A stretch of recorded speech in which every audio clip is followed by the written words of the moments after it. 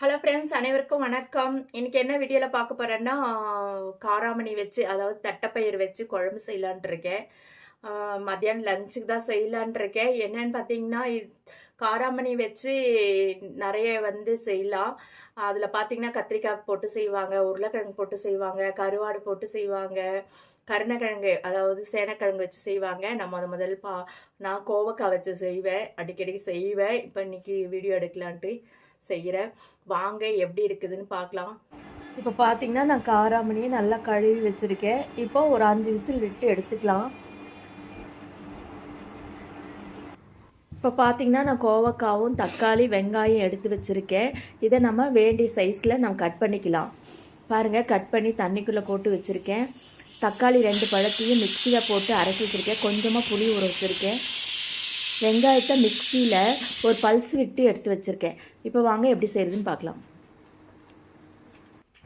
இப்போ பார்த்தீங்கன்னா, வடைச்சட்டி வச்சுருக்கேன், எண்ணெய் விட்டுருக்கேன், கடுகு போட்டிருக்கேன். கடுகு பொரிஞ்சோடனே வெந்தயம் கொஞ்சமாக போட்டுக்கலாம். வெந்தயம் பொரிஞ்சோடனே நாம் எடுத்து வச்சுருக்க வெங்காயத்தை அதில் போட்டுக்கலாம். வெங்காயம் நல்லா வணக்கினோடனே நாம் எடுத்து வச்ச தக்காளி அரைச்சி வச்சுருக்கோம் பார்த்திங்களா மிக்ஸியில். அதுக்கு முன்னாடி நான் ஒரு 4-5 பல் பூண்டை தட்டி வச்சுருக்கேன். அந்த பூண்டை போட்டுக்கலாம். பூண்டு நல்லா வணங்கட்டும். இப்போது வெங்காயம் வணங்குறதுக்கு முன்னாடி கொஞ்சம் உப்பு போட்டுக்கலாம். இப்போ தக்காளி கலந்துக்கலாம். தக்காளி நல்லா வணங்கிறதுக்கு முன்னாடியே நம்ம காயை போட்டுக்கலாம். காயோடு சேர்ந்து தக்காளி வெங்காயம் எல்லாம் ஒன்றா வணங்கட்டும். இப்போ நல்லா வணக்கிக்கணும். எடுத்து வச்ச கோவக்காவை நல்லா போட்டு ஒரு 2 பெரட்டு, இப்படி ஒரு பெரட்டு அப்படி ஒரு பெரட்டு பெரட்டிக்கலாம்.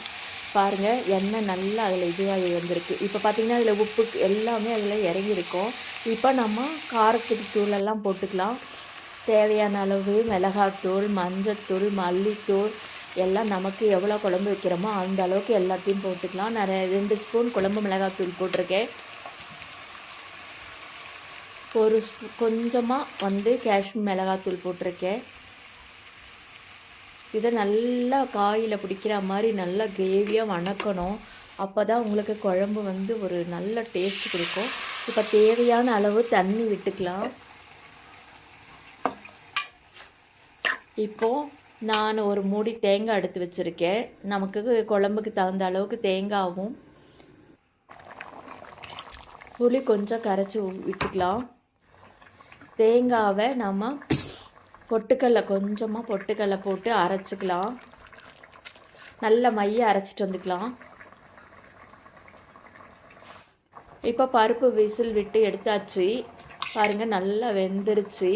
நான் ஊற வைக்கவே இல்லைங்க, அப்படியே டைரெக்டாக வேக வச்சது தான். இப்போ அதில் கலந்துக்கலாம். அவ்வளோதான், நம்ம தேங்காய் அரைச்சி வச்சதையும் எடுத்து ஊற்றி நல்லா ஒரு கொதி வந்தவனே முக்கியமான ஒரு பொருளும் போட்டுக்கலாம். அப்போ தான் சூப்பர் டேஸ்ட் கிடைக்கும்.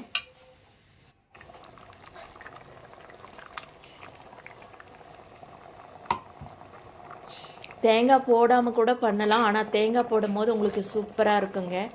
இப்போ நம்ம கருவேப்பிலை மல்லித்தழை போட்டுக்கலாம். சின்னதாக ஒரு வெல்லம் சின்னதாக ஒரு சின்ன அளவுக்கு ஒரு வெல்லம் போட்டுட்டோம்னா குழம்பு டேஸ்ட் எடுத்து கொடுக்கும். இப்போ பாருங்கள், சூப்பராக குழம்பு ரெடி ஆகிடுச்சு. காராமணி கோவக்காய் வச்சு செமையாக ரெடி ஆகிடுச்சு. பாருங்கள், சூப்பராக சாப்பாட்டு செஞ்சாச்சு. சுட சுட சாதம், கோவக்காய், காராமணி குழம்பு, வாழைப்பூ பொரியல் பண்ணியிருக்கேன். அவ்வளோதாங்க இன்றைக்கி எங்கள் வீட்டில்.